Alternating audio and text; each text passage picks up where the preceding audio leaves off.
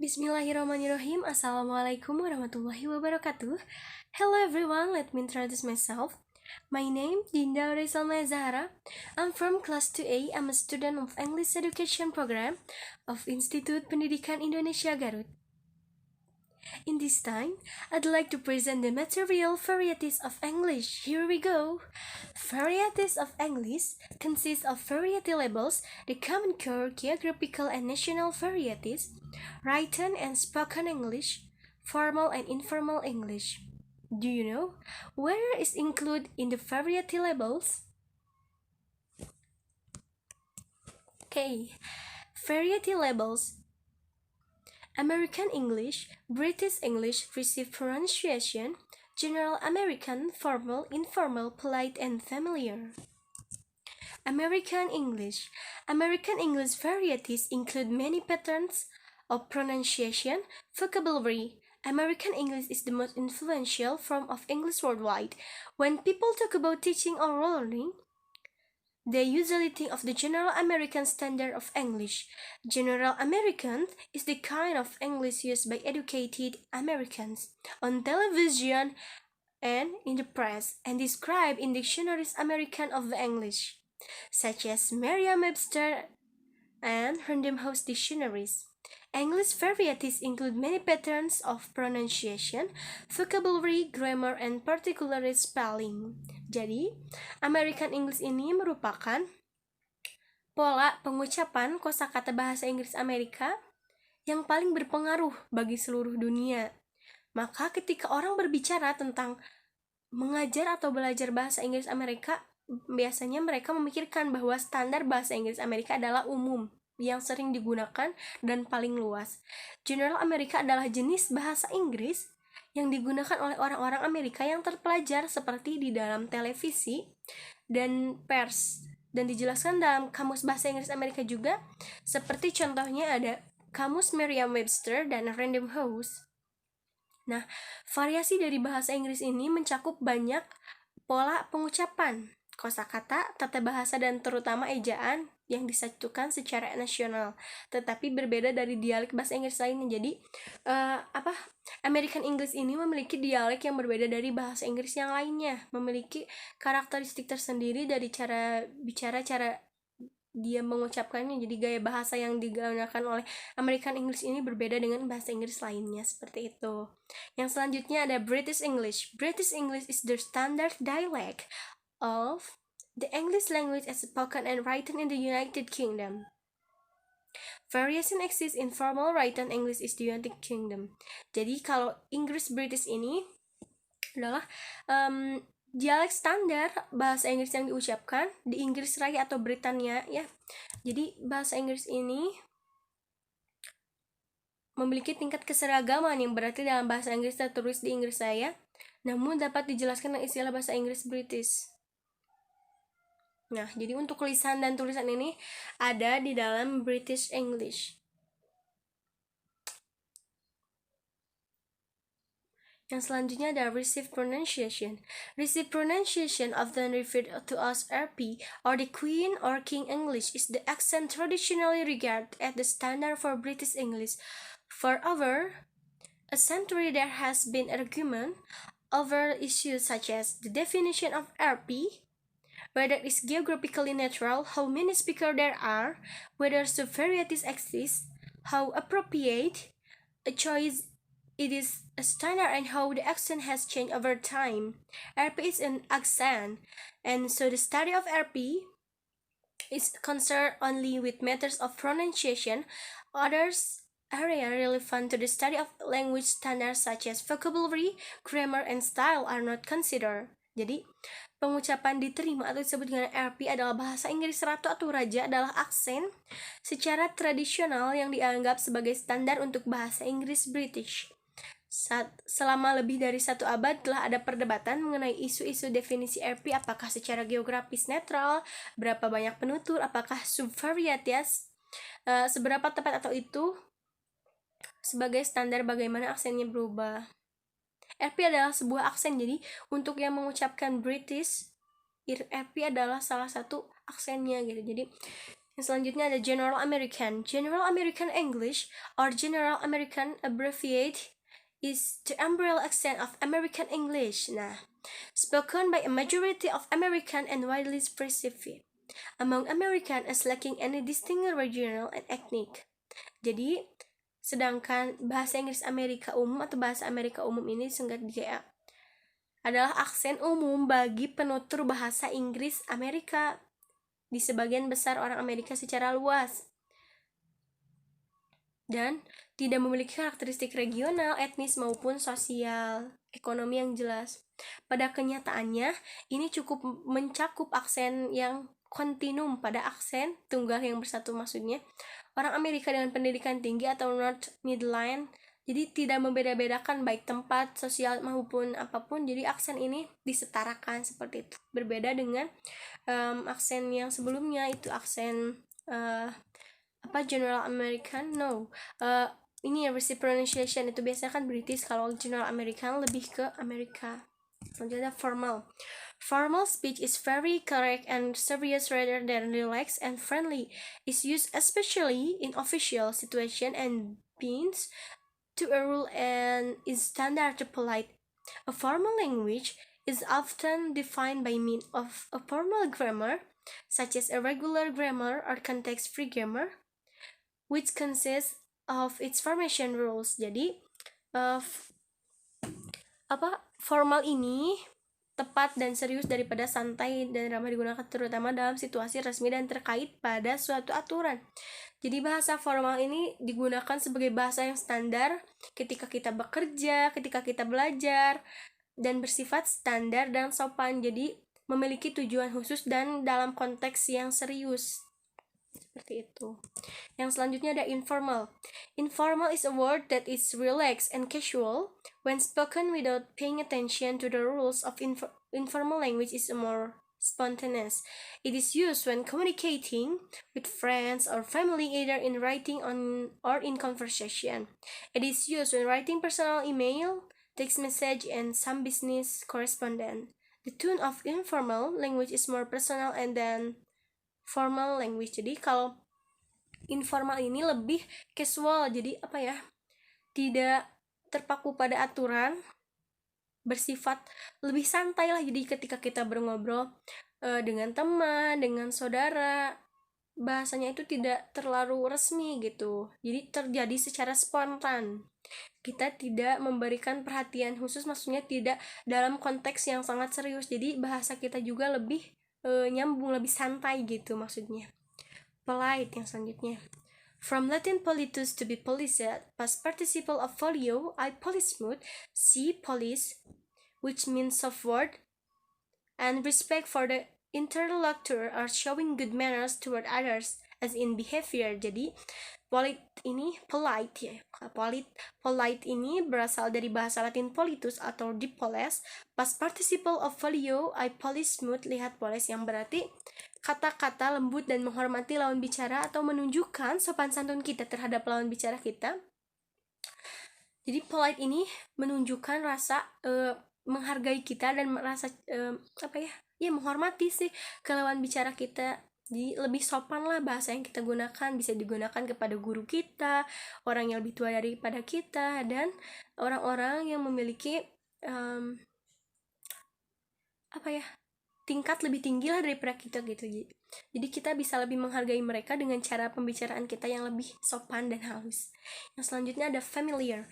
Familiar, famous, something that someone has encountered or heard or before on several occasions, or the word is familiar to people because many people pronounce the word. Jadi familiar ini disebut juga dengan akrab. Jadi bahasa ini sering kita dengar, pernah kita temui, pernah kita dengar sebelumnya. Jadi sebelum kita berbicara itu orang lain juga sudah pernah mengucapkannya.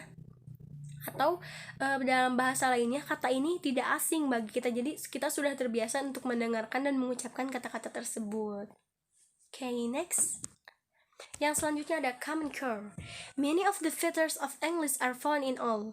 Ordinarily, a varieties, the general features of this kind belong to the common core of the language. Jadi banyak fitur bahasa Inggris yang ditemukan di semua atau hampir semua ragam. Ciri-ciri umum jenis ini termasuk dalam inti umum dari bahasa tersebut. Maksudnya common core ini adalah ketika ada beberapa kata yang memiliki makna yang sama tapi berbeda dalam bentuk katanya.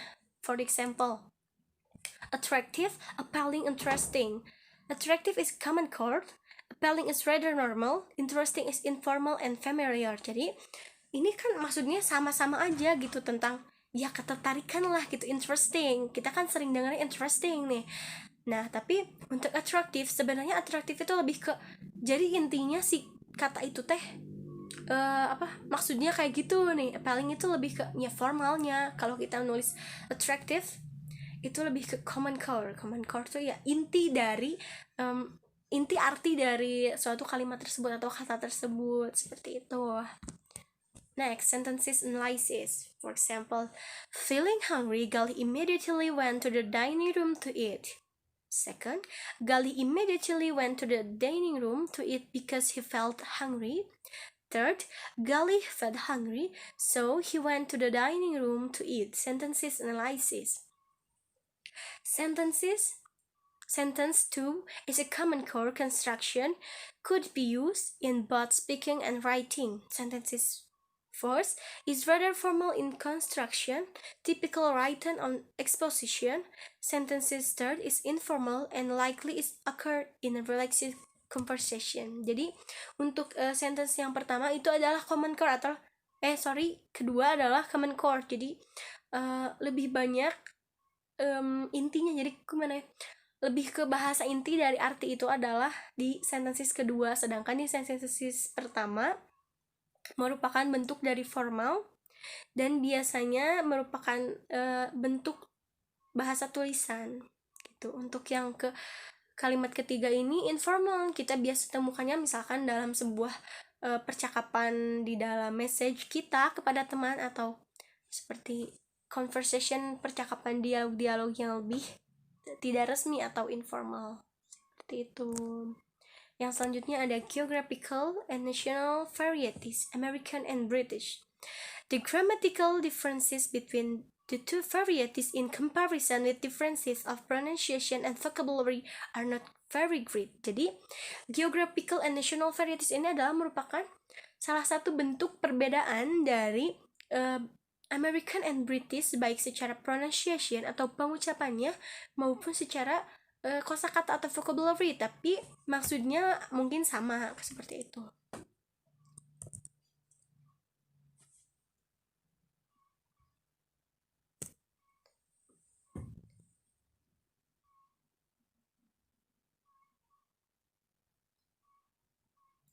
The difference between American and British, for example, okay. Ends and ends. American defense, listens, practice. Air, read. Center, liter. Matter, theater.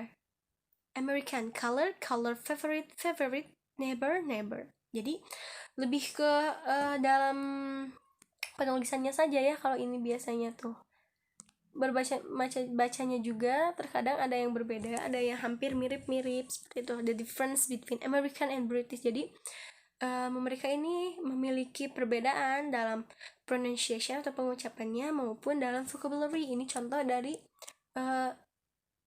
bentuknya ya, atau ini juga bisa termasuk dalam perbedaan dari vocabulary gitu.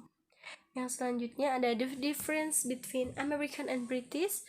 American English apartment, British flat, cafeteria, canteen, cookies, biscuit, elevator, lift, eraser, rubber, flashlight, torch, french fries, chips, friends, mate, gasoline, petrol, mail, post. Ya, jadi di antara keduanya memiliki perbedaan dalam contoh-contoh kosakata seperti ini.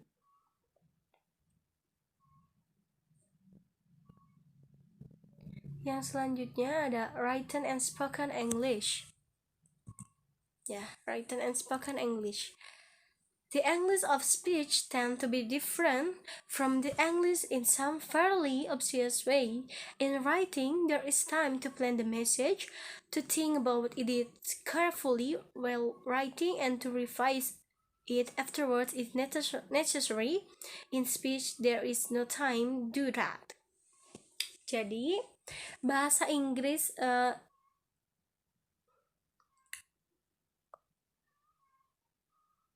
pidato atau bahasa Inggris speech ini cenderung berbeda dari bahasa Inggris yang berbentuk tulisan. Secara jelas, saat menulis ada waktu untuk merencanakan apa yang kita akan tulis, sedangkan dalam pidato, untuk pidato yang kita itu bersifat spontan kan kita tidak mempersiapkannya gitu. Jadi ada perbedaan di antara Inggris yang diucapkan langsung dengan yang ditulis seperti itu. The differences between written and spoken English. Jadi ada perbedaan dalam difference between written and spoken English, ada perbedaan di dalam atau di antara written and spoken English. Yang pertama ada pronunciation. Pronunciation, this comes first because it is often observed with surprise that a person with a profound knowledge of the English language does not even know how to pronounce the word he is using in his writing. Many a person pronounce the word often made it sound stylish. The actual pronunciation is often, while speaking in English, people have to often heard the other pronunciation. But the real one of these pronunciation that are mistake committed due to less exposure, the person with good English communication skill. Faulty pronunciation gets noticed only when a person talk a native English speaker, or a person with good command over English communication skill. So the difference is visible. However, good a person may be in written English, he may not a good communicator with right pronunciation. That matters a lot. Second, knowledge of grammar. Here the case is a bit critical. If you are not good in applied English grammar, you neither can be a good writer nor be a good speaker.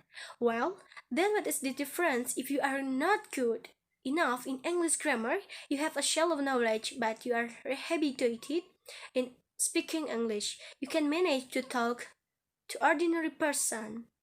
Notice it, I have written managed to talk. Your friends or relative in casual or informal English. Don't get shocked with the statement, I'm talking about informal way of speaking. Why I have said you can manage to talk because in the day-to-day conversation people often speak in casual way, using incomplete sentences, avoiding usage in punctuation, intonation, and even avoid using a note of interrogation. Third, proficiency in speaking.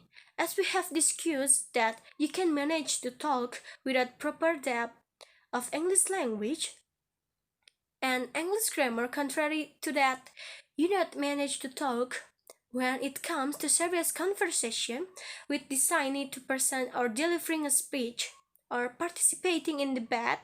Here deep your English knowledge needs to be sharper than even a writer. You get no chance to think and compose, no chance of speaking, and then damaging for your image, no usage in incompetent sentences. Fourth, accentuate on specific word while speaking.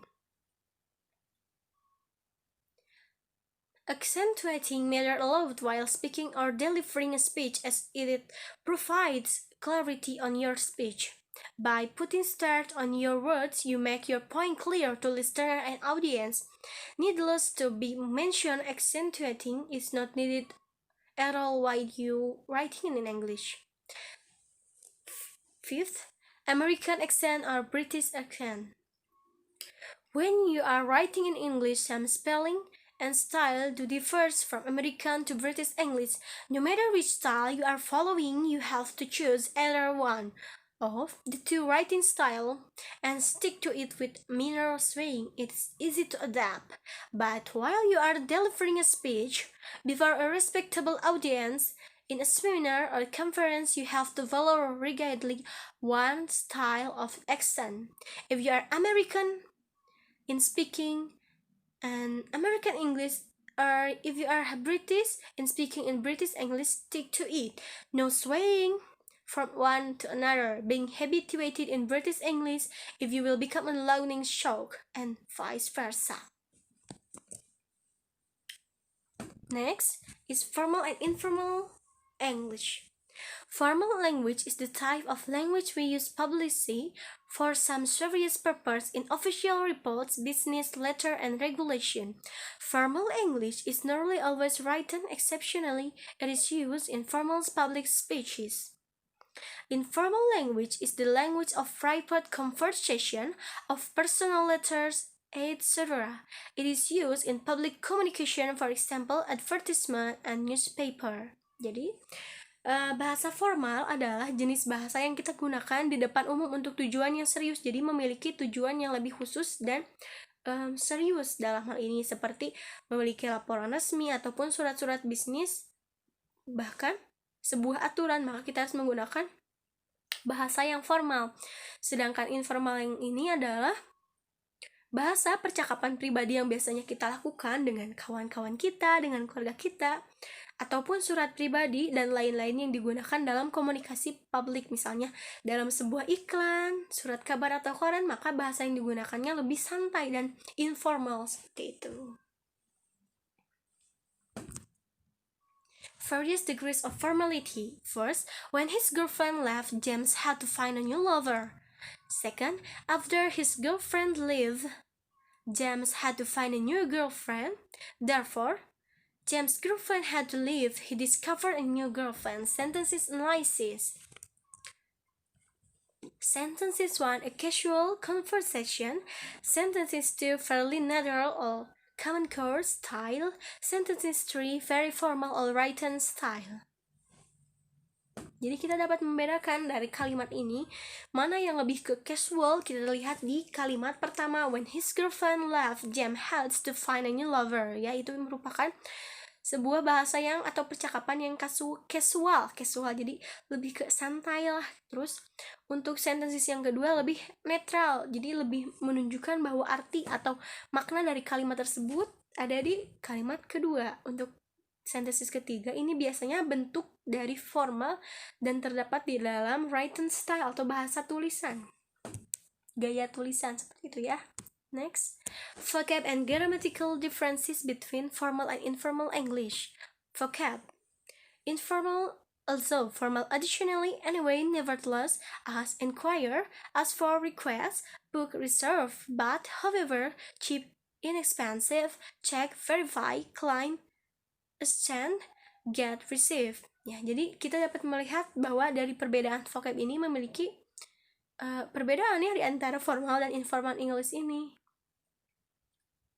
Jadi bagaimana kita menempatkan suatu bahasa di dalam kebiasaan atau kegiatan kita sehari-hari. Untuk perbedaan gramaticalnya kita lihat di sini ada the program will not be resumed next month, and informalnya the program won't be resumed next month. Jadi kita lihat nih di sini bahasa formal itu biasanya tidak ada yang disingkat-singkat. Jadi I will go, enggak I'll go, tapi I will go to the market.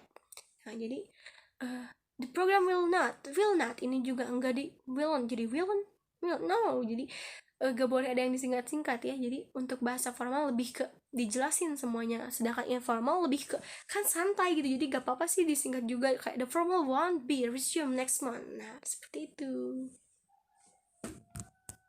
I think enough for me. Sorry for all my mistake. Thank you for your attention. Wassalamualaikum warahmatullahi wabarakatuh.